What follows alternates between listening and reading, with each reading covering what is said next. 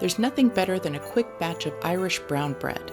It has a nice golden crust and its dense texture makes it a hearty, filling bread to serve with dinner.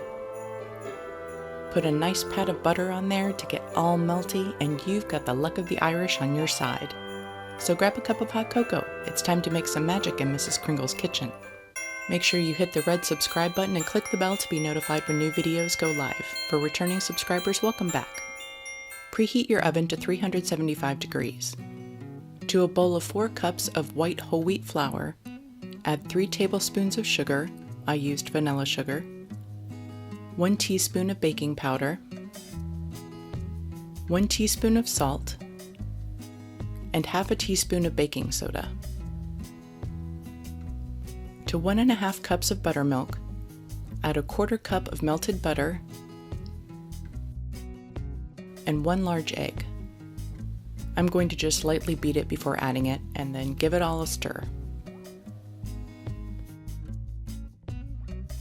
Butter the sides and bottom of a 9-inch pan of your choice. Stir the dry ingredients and make a little well in the middle. Add your wet ingredients and stir until the dough comes together.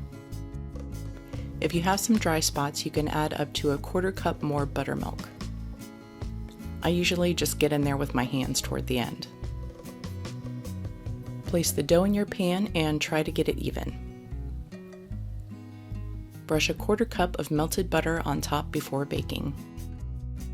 You can score the top if you want, but it's not necessary. Bake for 50 to 55 minutes or until the toothpick in the center comes out clean. The middle can be tricky sometimes, so make sure that you check it in a few spots. Irish brown bread is a great way to incorporate whole wheat flour into a quick bread. You can also use half whole wheat and half all-purpose flour if you prefer.